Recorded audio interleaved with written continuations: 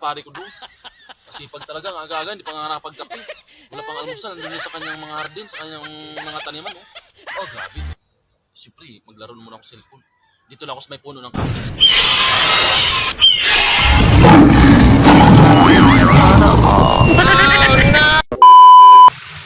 Hindi siya tumulong dito eh. Cellphone lagi. Cellphone lang inatutok. Ano kaya kung mag-harvest ako nito? Cellphone din lang ang pahawakan ko sa kanya pag nandun isa. A few moments later. Kumpare ko doon. Masipag talaga, ang aga-aga, hindi pa nga nakapagkape. Wala pang almusal, nandun sa kanyang mga hardin, sa kanyang mga taniman. Oh, grabe. Siyempre, maglaro muna ako sa cellphone. Dito lang ako sa may puno ng kahoy para hindi niya halata. Kunwari, sa kanya. Kunwari, nakabantay ko sa kanya. Kunwari, tutulungan ko siya. Pero, siyempre, ang init. Ayaw ko. Nakakapagod din magano dyan. Dito na ako. Laro muna ako ng hindi na basura. Sige, sige. Sige.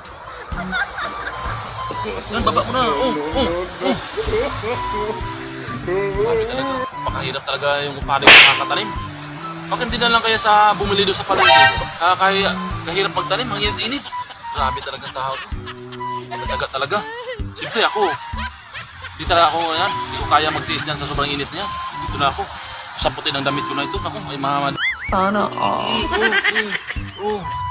Sige, takpa. La. Pagdating pala ng harbisan ni kumpare ko. Para di mahalata. Di mo na ako magpakita. Tapos, yung nag-harvest na siya, hihingin na ako sa kanya. Oo nga, oo.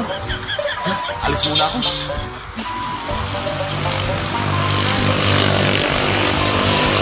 Much later.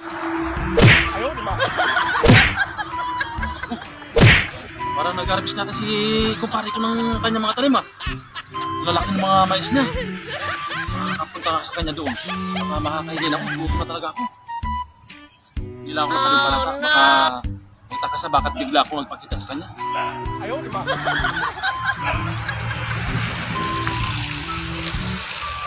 A few moments later.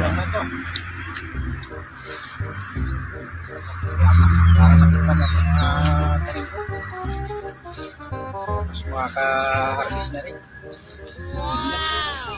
Just na. Ang langga.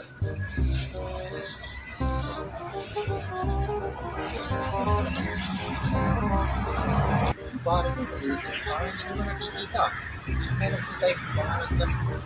Punta na naman sa ino. Galing lang talaga na yung lakan.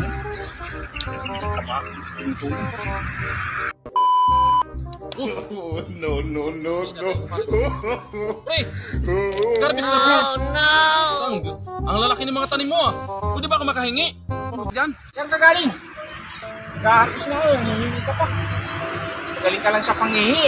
Nung nagtatanim ako, nakatingin ka lang sa akin. Puro cellphone ang inatupak mo. Ayun, mag-harvest ako. Manghihingi ka. Mabilis ka lang talaga sa hingian na.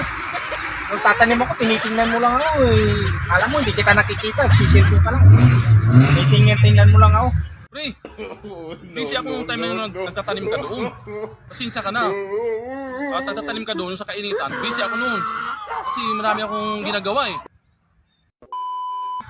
Sa pagsisilpon, nakita kita, nagsisilpon ka lang. Alam mo, hindi kita nakita, nasa sa puno ka ng kahoy. Nagsisilpon ka lang, tinitingnan mo lang ako, napawis na ako. Pre! Busy ako nung time na yun. Alam mo kung bakit? Kasi yung kapitbahay nating madamot, hinahanap ko siya kasi sasakalin ko siya. Ang damot-damot niya. Oo, sige pare. Umuha ka na lang. Umuha ka na dyan. Alis pa ako ngayon. Bahala ka na dyan kung anong kukunin mo dyan mga tanim ko. Sundo pa ako sa... Ito, may mga opera pa dito. Ito mo, okay na.